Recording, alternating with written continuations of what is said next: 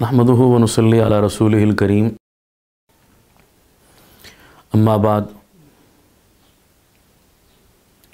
क़ाल नबी सल्लल्लाहु अलैहि वसल्लम तलब फ़रीज़तिल इल्मि अला कुल्लि मुस्लिमिन व मुस्लिमतिन औ कमा क़ाल अलैहिस्सलातु वस्सलाम। मोहतरम सामीन, अल्लाह के नबी सल्लल्लाहु अलैहि वसल्लम का ये फ़रमान कि इल्म हासिल करना हर मुसलमान मर्द और औरत पर फ़र्ज़ है।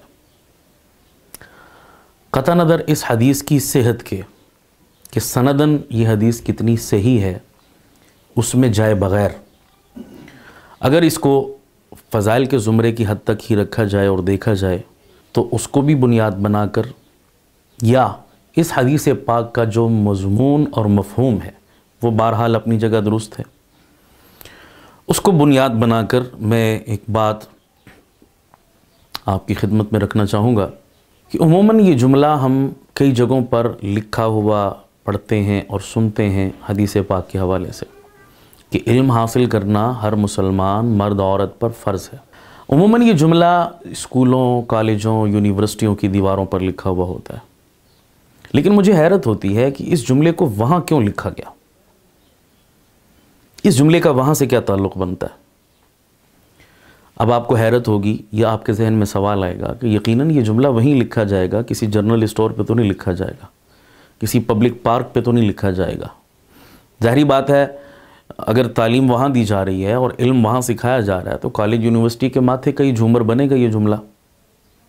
लेकिन मैं ये कहता हूँ कि इस जुमले को वहाँ लिखा जाना समझ से बालातर है।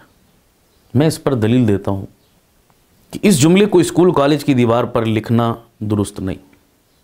उसकी वजह, पहले आप थोड़ा सा इसकी गहराई में जाएं और इसकी डेफिनेशन को समझें कि इस हदीस में इल्म सीखने को फ़र्ज़ करार दिया गया।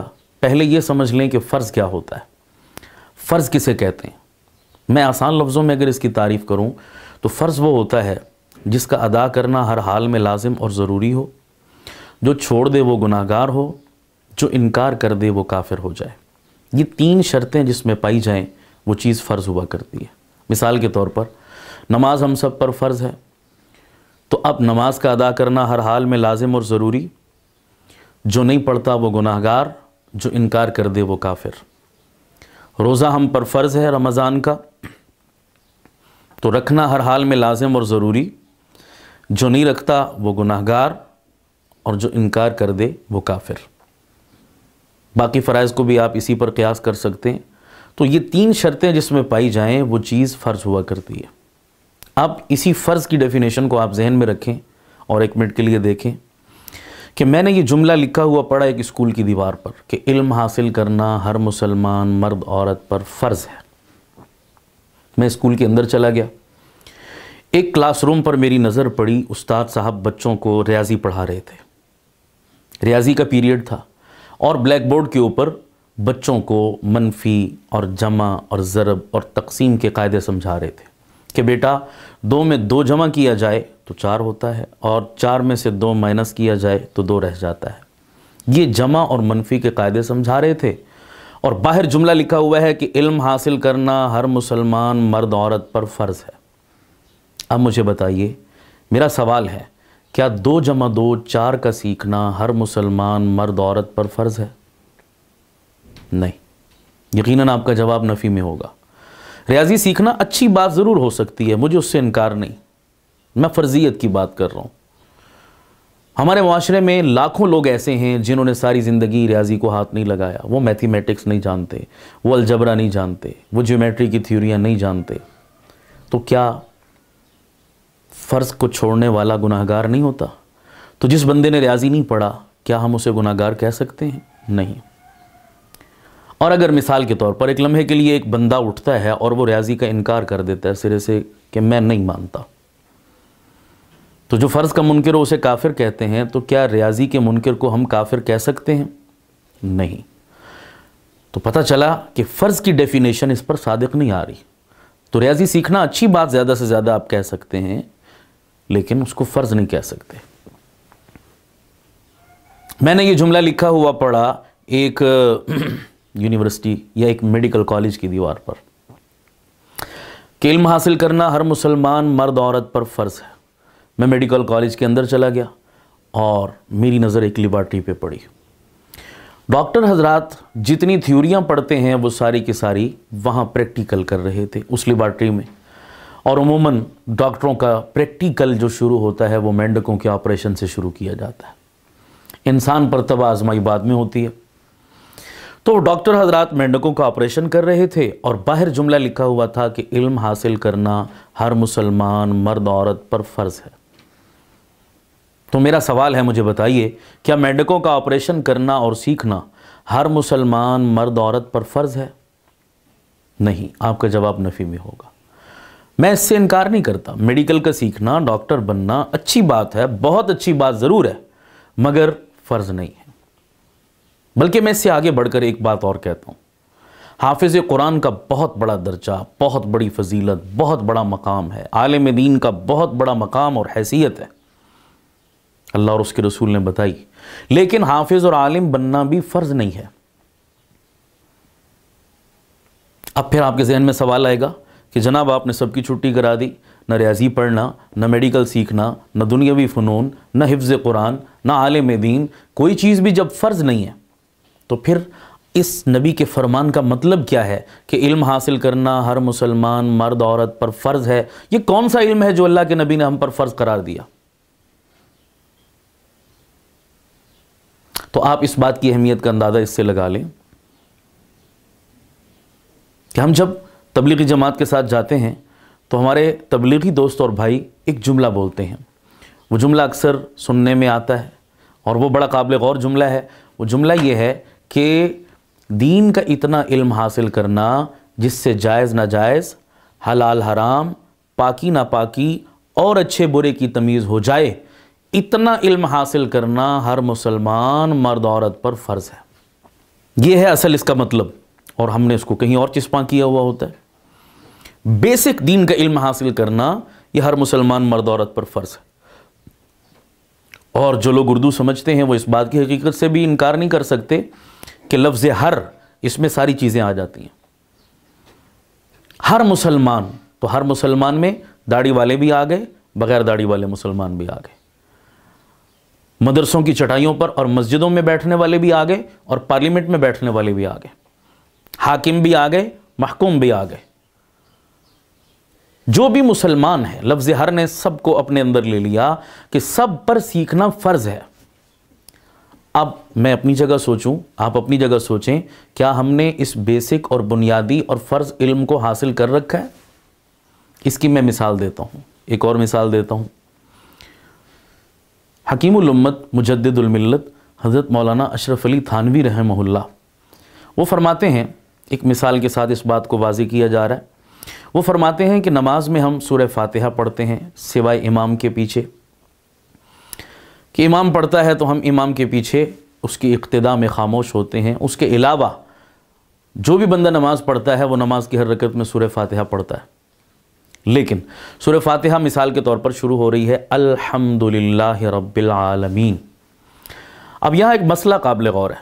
अल्हम्दु, हा हलवे वाली, एक अलहम्दु, हा लफ्ज़ लाहौर में जो आती है, हा और हा दोनों अलग अलग हरूफ हैं और दोनों का मखरज भी अलग अलग है, और दोनों हरूफ अगर किसी लफ्ज़ में इस्तेमाल हों तो उनका माना भी अलग हो जाता है, बिल्कुल अलग अलग हैं।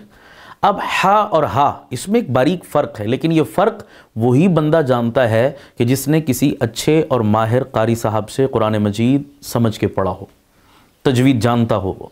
लेकिन आम तौर पर लोग चूँकि अच्छे कारी साहब का इंतखाब नहीं करते, वो अपना साइंस के टीचर अपने बच्चों के लिए अच्छा रखेंगे, सोशल स्टडी का अच्छा रखेंगे, रियाजी का अच्छा रखेंगे, स्कूल आला इंतखाब करेंगे, हमारा जनाब दर्जी आला हो, हमारा बार्बर आला हो, और जनाब सारी चीज़ें हम मयार को देखते हैं, मयार पर कंप्रोमाइज़ नहीं करते। लेकिन अलमिया ये है इस कौम के साथ कि ये कुरान मजीद जो हमारी बेस और बुनियाद है, इसकी तालीम के लिए एक अच्छे, माहिर और बेहतरीन कुरान पढ़ाने वाले उस्ताद का ना अपने घर में कोई इसका एहतमाम करते हैं, ना अपने स्कूल में कोई इसका इंतज़ाम करते हैं। ये एक उमूमी रविश है जिसकी तरफ मैं इशारा कर रहा हूँ। उसका नतीजा क्या निकलता है कि जो है वो बच्चे बचपन ही से ऐसे कमज़ोर लोगों के पास कुरान पाक पढ़ते हैं जिनको खुद कुरान पाक सही नहीं आता होता। उमूमन घरों में या मोहल्लों में या ख़ानदानों में एजड औरतें होती हैं, बड़ी उम्र के बुज़ुर्ग होते हैं।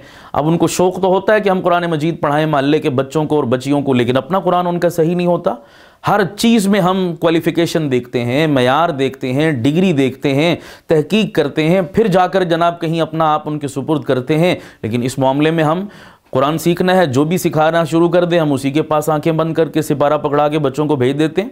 जिसने छोटी छोटी दाढ़ी रखी हो उसी को हम मुफ्ती साहब समझ के दीनी मसाइल उनसे पूछना और सीखना शुरू कर देते हैं। दीन के मामले में हमें कतान मयार की ज़रूरत नहीं होती। ये बहुत बड़ा अलमिया और दीन की नाकदरी की अलामत है। तो बहरहाल वो लोगों फ़र्क नहीं करते, तो अक्सर लोग अल्हम्दु की बजाय अल्हम्दुलिल्लाह अल्हम्दुलिल्लाह यूँ पढ़ रहे होते हैं। अब फ़र्क समझिए, अल्हम्दुलिल्लाह रब्बिल आलमीन इसका माना है तमाम तारीफ़ें उस अल्लाह के लिए हैं जो जहानों का परवरदिगार है। अल्हम्दुलिल्लाह उमूमन लोग हा की जगह हा पढ़ते हैं। अल्हम्दुलिल्लाह का माना तमाम मौतें अल्लाह के लिए। अब बताइए ये कुफ्रिया माना है या नहीं? अल्लाह तो मौत से पाक है और हम अल्लाह के घर में उसके सामने हाथ बांधकर नमाज में एक कितनी गलत चीज़ की निस्बत अल्लाह ताला की तरफ कर रहे हैं अपनी जहालत की वजह से। और याद रखिए मसला ये है, नमाज में अगर लाहने जली हो जाए, ऐसी गलती लफ्ज़ की ऐसी गलती की जाए जिससे उसका माना ही बदल जाए, तो बंदे की नमाज होती नहीं है। अब कितने लोग हैं या तो पढ़ते ही नहीं नमाज, और या कभी मस्जिद में आ गए पढ़ने के लिए तो ऐसी फहश गलतियां नमाज में हो रही होती हैं जिससे उल्टा नमाज हमारी ख़राब हो गई और ज़ाया हो गई। अब ये बेसिक चीज़ है, बेसिक इल्म है। ये वो इल्म है जिसका सीखना हर मुसलमान मर्द औरत पर फ़र्ज़ है। यहाँ पर मुझे एक बात तो लतीफ़े की है, लेकिन चूँकि मेरी इस मौजू से मुनासबत रखती है इसलिए मैं इसको ज़िम्नन बीच में लाना चाहूँगा। हमारे एक दोस्त हैं, मेरे पास अक्सर उनका आना जाना रहता है। बहुत दीन से मोहब्बत करते हैं माशाल्लाह, लेकिन पहले एक बिल्कुल दुनियावी लाइन में थे। 17वें 18वें स्केल के ऑफिसर हैं माशाल्लाह। तो मेरे पास उनका आना जाना भी है, बेतकल्लुफ़ी भी है। तो एक दिन बैठे इसी तरह कोई मसाइल पे बात चल पड़ी, तो मैंने बातों बातों में उनसे पूछा, अच्छा जी आप मुझे बताएं गुस्ल के फ़र्ज़ कितने हैं? तो वो साहब मुझे कहने लगे, जी आप उलमा ने क्या समझ रखा है, हमें कुछ नहीं पता बिल्कुल। मैंने कहा जी हमें हुस्न ज़न है, आपको पता होगा, आप मुझे बता देंगे तो मेरे इल्म में इजाफ़ा हो जाएगा। तो आप फरमाइए गुस्ल के फ़र्ज़ कितने? तो मुझे कहने लगे जी 3। मैंने कहा कौन कौन से? तो कहने लगे तौलिया, तेल और साबुन। ये 18वें स्केल का ऑफिसर मुझे गुस्ल के फ़राइज़ बता रहा है। तो मैंने उन्हें एहसास दिलाया, तवज्जो दिलाई। मैंने कहा ये आप क्या कह रहे हैं अल्लाह के बंदे, आपकी कितनी उम्र होगी? कहता 40 साल से ऊपर है मेरी उम्र। मैंने कहा 40 साल से ऊपर उम्र हो गई, आपको ज़िंदगी में कितनी मरतबा फ़र्ज़ गुस्ल की नौबत पेश आई होगी और आपको अपने गुस्ल के फ़राइज़ का इल्म नहीं है? तो बताइए आप जब पाक ही नहीं हुए, आपकी इबादत किस खाते में गई? 40 साल की नमाजें किस खाते में? थोड़ा झंझोड़ा, एहसास दिलाया तो वो कहने लगे मौलाना साहब मुझे तो आज पता चला कि ये चीज़ भी सीखने वाली है, मुझे तो आज तक किसी ने बताया ही नहीं बिल्कुल। मैंने कहा देखें आपने उसी चीज़ को अपना एक मेराज समझा हुआ है कि अंग्रेज़ी बोलना ही शायद हमारा निजात का मयार है, कि अंग्रेज़ी नहीं आएगी, बच्चे की इंग्लिश में कम पार्ट आ जाए ना तो वालिदैन को नींद नहीं आती रात को। ओए होए हमारा बच्चा अंग्रेज़ी में फ़ेल हो गया, इसका मुस्तकबिल का क्या बनेगा? लेकिन बच्चे को नमाज नहीं आती, बच्चे को कुरान नहीं आता, बच्चा तो एक तरफ रहा, बड़ों को नहीं आता। और इस पर कभी सर पे दर्द हुआ या परेशानी या कोई कान पर जूं रेंगी और एहसास हुआ हो कि ये भी हमारे सीखने की चीज़ है? ये वो बुनियादी इल्म है जिसका सीखना हर मुसलमान मर्द औरत पर फ़र्ज़ है। तो अगर आपने ये बुनियादी इल्म सीख रखा तो काबिल सद मुबारकबाद हैं आप, और अगर नहीं सीखा तो मेरी अपील और गुजारिश है आपसे कि आप फौरी तौर पर अपने मोहल्ले और अपने मकामी मस्जिद और मदरसे और अपने मकामी उलमा से रब्ता कीजिए। आप उन्हें बताइए चलकर, वो आपसे कोई फ़ीस का मुतालबा नहीं करेंगे, वो कोई लंबी चौड़ी डिमांड नहीं करेंगे आपसे। आप सुबह जाएं, शाम जाएं, आप दफ्तर जाते हैं, ऑफिस जाते हैं, कारोबार करते हैं, कोई भी काम आप किसी भी पेशे से वाबस्ता हैं, बहुत मुबारकबाद, लेकिन कुछ वक्त अपने दीन को भी दीजिए। आप आधा घंटा शाम को लौटते हैं, मगरिब के बाद, इशा के बाद, फजर के बाद, कोई वक्त आधा घंटा भी रोज़ाना आप ये बेसिक बेसिक चीज़ें सीखनी शुरू करें तो आप सोचिए खुद, एक महीने में कितना कुछ आप सीख लेंगे, साल में कितना आ जाएगा, और ज़िंदगी गुजर गई तो कितनी चीज़ें हैं हमें जिसका हमें बिल्कुल शऊर और इल्म ही नहीं होता। ये हमारे यहाँ जितने फसादात की जड़ हैं, ये फ़िरक़ावारियत है, ये आपस की खींचातानी है, ये क़त्ल गारत गरी है, ये आपस के लाताल्लुकी है। इसकी बुनियादी वजह दीन से दूरी और जहालत है। तो दीन के करीब हो जाइए, अल्लाह ताला इस दुनिया को भी आपके लिए जन्नत बना देगा, और आखिरत की जन्नत तो है ही है।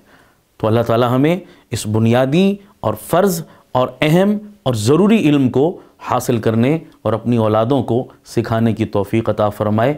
व आखिरु दावाना अनिल हम्दुलिल्लाहि रब्बिल आलमीन।